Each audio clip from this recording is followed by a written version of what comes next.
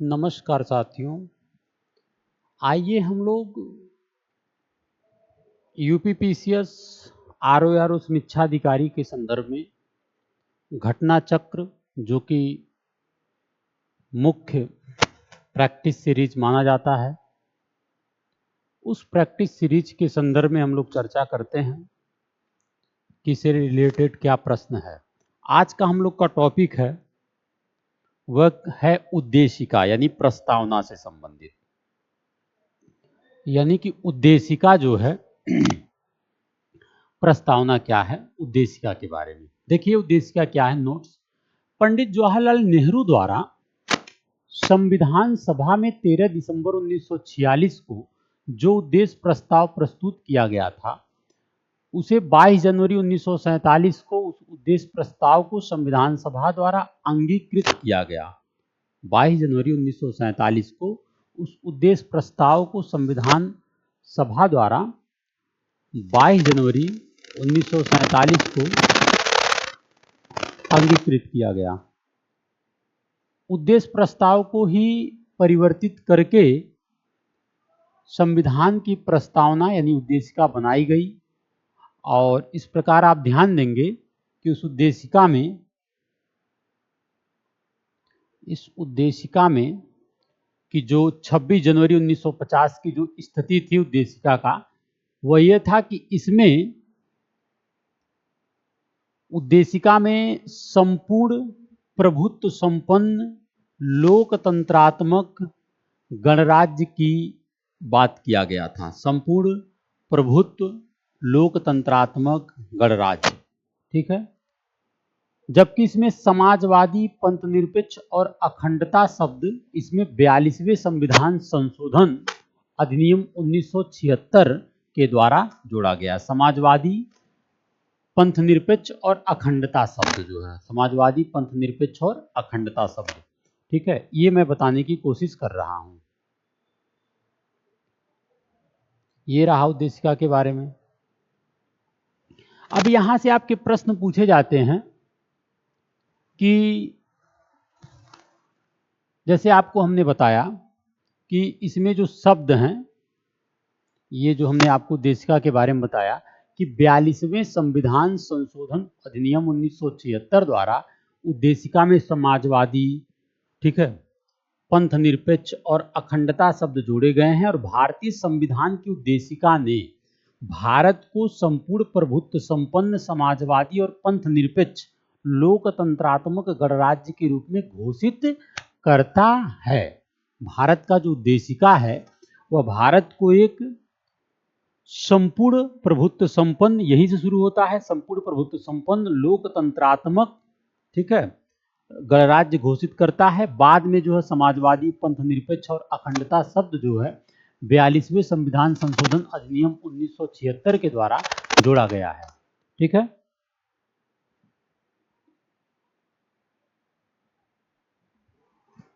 ये चीज आप समझ रहे हैं, ठीक। अब आइए नेक्स्ट हम लोग बात करते हैं।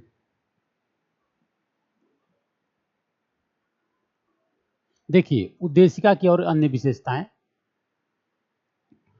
उद्देशिका में क्या है कि ना, उद्देशिका अपने नागरिकों को 3 प्रकार के न्याय की बात करता है।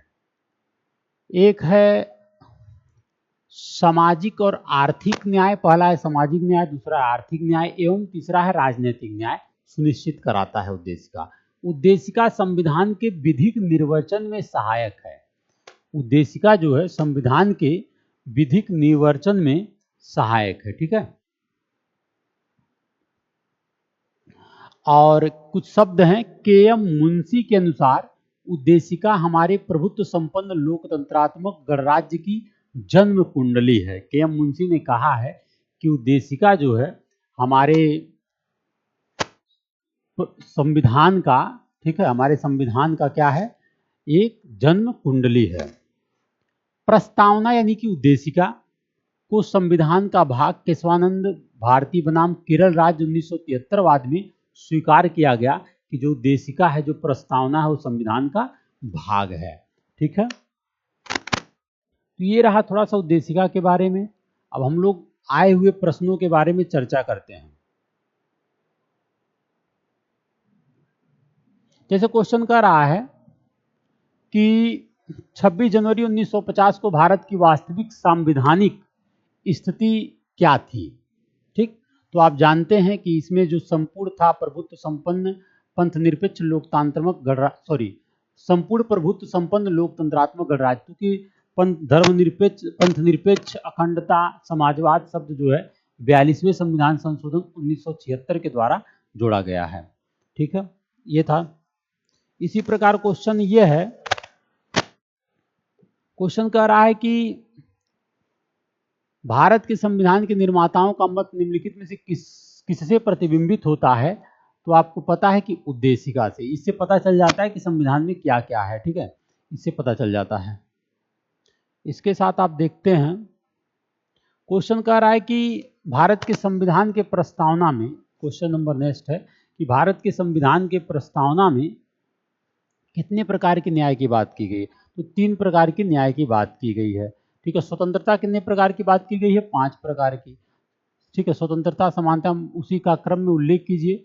तो 5 प्रकार की स्वतंत्रता की बात की गई है, 2 प्रकार की समानता की बात की गई है, और जो है इस प्रकार जो है 1 प्रकार का भातृत्व का उल्लेख किया गया। तो 3 प्रकार का न्याय, सामाजिक आर्थिक और राजनीतिक, 5 प्रकार की स्वतंत्रता, 2 प्रकार का समानता, 1 प्रकार का, ये 3 5 2 1 सही हो जाएगा। ठीक है, इसी प्रकार क्वेश्चन ये कह रहा है, क्वेश्चन नंबर नेक्स्ट कह रहा है कि निम्नलिखित शब्दों में विचार कीजिए। तो आपको पता है कि समाजवादी, ठीक है, समाजवादी क्रम पूछ रहा है, तो समाजवादी तो बाद में जोड़ा गया था। ठीक है, तो आप जो है देखेंगे कि जो मुख्य क्रम था तो सार्वभौमिक था, सार्वभौमिक था। ठीक है, सार्वभौमिक के बाद आप देखेंगे जो क्रम पूछा जाता है, ठीक है, संविधान का क्रम, नेक्स्ट क्वेश्चन से आप यहाँ से क्लियर हो जाएगा कि देखिए जो क्रम है प्रस्तावना में वह है सार्वभौम सत्ता संपन्न, सार्वभौम सत्ता संपन्न और समाजवादी पंथ निरपेक्ष लोकतंत्रात्मक गणतंत्र। ठीक है, सार्वभौम सत्ता संपन्न जो है, सार्वभौम सत्ता संपन्न समाजवादी और पंथ निरपेक्ष और लोकतंत्रात्मक गणराज्य, ये है हमारे संविधान का जो है, जो प्रस्तावना में वर्णित शब्द हैं। ठीक है, भारतीय संविधान के प्रस्तावना में किस रूप में घोषित किया गया। तो आपको हमने बताया कि एक सार्वभौम, एक जो है एक सार्वभौम समाजवादी धर्मनिरपेक्ष प्रजातांत्रिक गणतंत्र, जिसके बारे में आपको हमने बताया। ठीक है, अगला क्वेश्चन कह रहा है कि निम्नांकित में से कौन सा 42वें संविधान संशोधन के माध्यम से भारत के संविधान में जोड़ा गया था। तो आपको पता है समाजवाद और पंथ निरपेक्षता, ये शब्द आपको पता है, समाजवाद और पंथ निरपेक्षता। भारतीय संविधान की प्रस्तावना में तो आप जानिए धर्मनिरपेक्ष 42वें संविधान संशोधन 1976 के द्वारा जोड़ा गया था, जो आपको पता है इस बारे में। ठीक है, ये हो गया। तो क्या क्या जोड़ा गया था तो आपको हमने बताया है ये बातें। नेक्स्ट क्वेश्चन क्या है, क्वेश्चन कर रहा है कि निम्नलिखित में से कौन से शब्द 42वें संविधान संशोधन द्वारा प्रस्तावना में जोड़े गए। तो समाजवाद है, पंथ निरपेक्षता है, ये 2 दिख रहा है। हाँ 2 ही है, 1 और 3rd है। ठीक है, अगला कह रहा है कि संविधान की प्रस्तावना का विधिक स्वरूप क्या है। संविधान की जो प्रस्तावना उसकी विधिक स्वरूप क्या है, तो आपको पता है इसे लागू नहीं किया जा सकता है। हाँ, इसकी संविधान का व्याख्या करने के स्वरूप में इसका अध्ययन किया जाता है, इसके बारे में जाना जाता है। ठीक है, लेकिन इसे लागू नहीं किया जा सकता, विधिक स्वरूप यही है, यह लागू नहीं किया जा सकता है। ठीक है, भारतीय संविधान की उद्देशिका में संशोधन किया गया था, आपको पता है 42वें संविधान संशोधन के द्वारा। ठीक है, नेक्स्ट क्वेश्चन, संविधान की उद्देशिका के संबंध में, संविधान की उद्देशिका के संबंध में निम्न कथनों पर विचार करिए और दिए गए कूट की सहायता से बताइए कि इनमें से कौन सही है। आपको पता है कि पंडित नेहरू द्वारा प्रस्तुत ऑब्जेक्टिव प्रस्ताव अंततोगत्वा उद्देशिका बना, ये सही बात है। इसकी प्रकृति न्याय योग्य नहीं है, ये भी सही है। इसका संशोधन नहीं हो सकता है, ये गलत है। ठीक है, संविधान के विशिष्ट प्रावधानों को ये रद्द नहीं कर सकता, ये भी सही है। ठीक है, तो 1 2 और 4 सही है। ठीक है, ये बी विकल्प सही है। ये हो गया।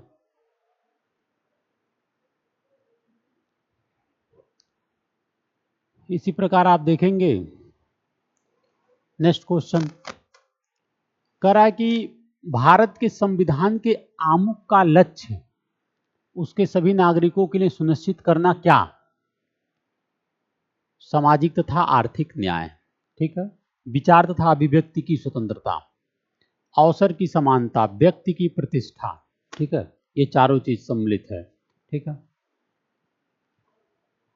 अच्छा, भारत में इस लौकिक सार्वभौमिकता है क्योंकि संविधान की प्रस्तावना शुरू होती है हम भारत के लोक शब्द से, ठीक है।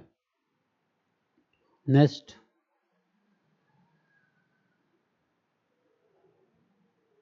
नेक्स्ट क्या कह रहा है?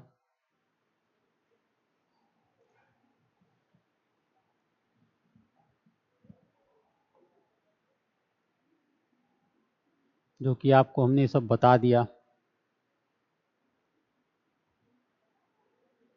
देखिए कौन कौन क्या कहा गया है उसके बारे में थोड़ा सा। निम्नलिखित में से किसने भारतीय संविधान की प्रस्तावना को हमारे संप्रभु प्रजातांत्रिक गणतंत्र की जन्म कुंडली कहा है? आपको हमने बताया अभी, के.एम. मुंशी ने कहा है, ठीक है। संविधान को एक पवित्र दस्तावेज किसने कहा था? बी.आर. अम्बेडकर। बाबा साहेब भीमराव अम्बेडकर जी ने संविधान को एक पवित्र दस्तावेज कहा था, ठीक है।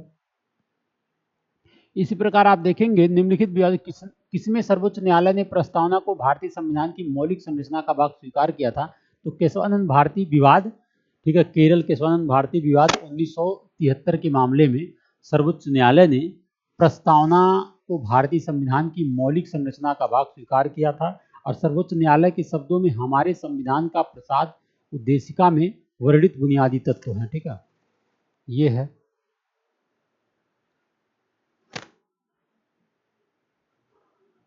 अच्छा, किस वाद में सर्वोच्च न्यायालय ने यह घोषित किया था कि उद्देशिका जो है या प्रस्तावना संविधान का भाग नहीं है? तो बेरुबारी मामले में।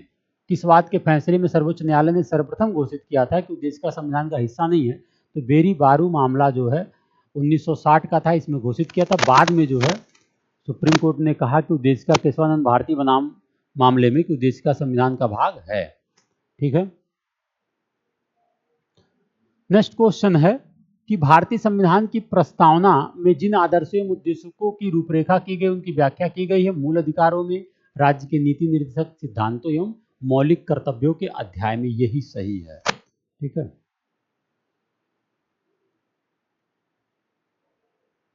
ठीक,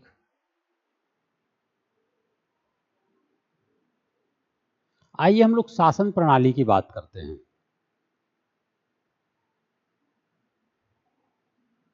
शासन प्रणाली की बात करते हैं।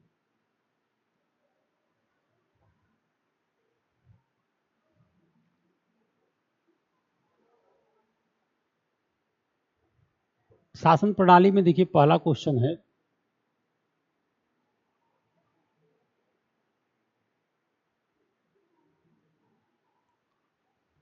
क्वेश्चन कह रहा है कि कौन सा राज्य का सबसे महत्वपूर्ण तत्व है? राज्य का सबसे महत्वपूर्ण शब्द क्या है? राज्य के बारे में थोड़ा सा जान लेते हैं। देखिए,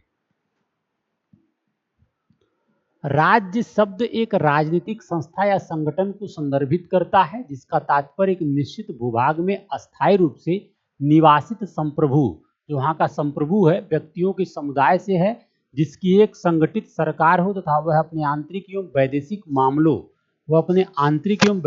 मामलों के संदर्भ में बाह्य नियंत्रण से मुक्त हो। वस्तुतः राज्य के मूलभूत प्रमुख तत्व हैं जैसे कि व्यक्ति यानी जनसंख्या, वहाँ की अर्थात जनता, सरकार या सत्ता, निर्धारित सीमांकन वाला भूभाग होना चाहिए, ठीक है, एवं संप्रभुता, ठीक है, ये होना चाहिए वहाँ पे। किसी भी राज्य का अनिवार्य तत्व संप्रभुता होती है और इसके बिना कोई भी राज्य राज्य की श्रेणी में नहीं आता। संप्रभुता वहाँ की निर्णय लेने वाली जो जनता है, ठीक है, ये होना अनिवार्य है, ठीक है। तो ये रहा। जैसे क्वेश्चन कहा गया है कि निम्नलिखित में कौन सा राज्य शब्द को सर्वोत्तम रूप से परिभाषित करता है?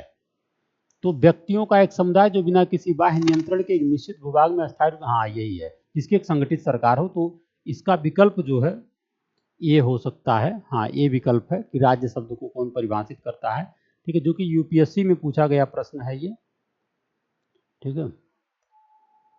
नेक्स्ट, कर भारतीय संविधान किस प्रकार की शासन प्रणाली की व्यवस्था की गई है? तो संसदात्मक है, संसदीय प्रणाली शासन व्यवस्था है।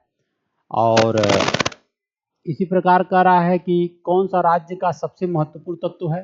तो वह है संप्रभुता। ठीक है। संसदात्मक शासन व्यवस्था में क्या है कि इसमें जो विधायिका है ना, विधायिका का कार्यपालिका पर नियंत्रण होता है। इसमें क्या होता है? विधायिका का कार्यपालिका पर नियंत्रण होता है। संसदीय शासन प्रणाली में विधायिका का कार्यपालिका पर नियंत्रण होता है। ठीक है। अगला क्या है? Next question. नेक्स्ट क्वेश्चन है कि भारत की संप्रभुता के संबंध में सही है। भारत राष्ट्रमंडल का सदस्य, ये बात सही है। राष्ट्रमंडल की सदस्यता के कारण भारत की संप्रभुता कम हो जाती है, गलत है, ऐसा नहीं है। ठीक है, पहला सही है। ठीक है। संसदीय व्यवस्था वाली सरकार वह होती है जिसमें सरकार संसद के प्रति उत्तरदायी होती है और उसके द्वारा हटाई जा सकती है, सही बात है। ठीक है। Next question.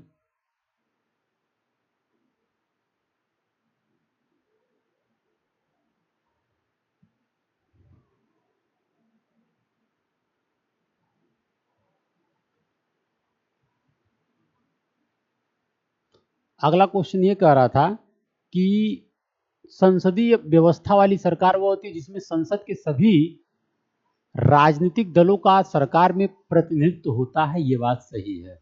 ठीक है। अब देखिए क्वेश्चन क्या है। कर सर्वप्रथम संसदात्मक सरकार की व्यवस्था किस देश में आरंभ की गई है? तो आपको पता है ग्रेट ब्रिटेन से, वहीं से संसदीय शासन व्यवस्था लिया गया है। ठीक है। भारतीय संसदीय प्रणाली ब्रिटिश संसदीय प्रणाली से इस बात से भिन्न है। किस बात से भिन्न है? कि चूंकि जो है भारत में न्यायिक पुनर्विलोकन है जो यूएसए के संविधान से संबंधित है, ब्रिटेन में ऐसा नहीं है, इस बात से भिन्न है। ठीक है।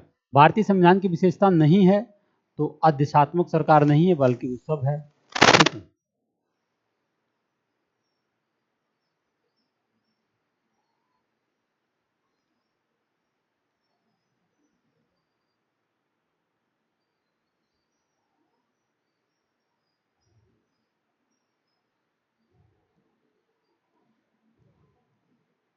तो ये रहा कुछ प्रमुख प्रश्न। हम लोग नेक्स्ट क्लास में अन्य प्रश्नों पर चर्चा करेंगे। जय हिंद।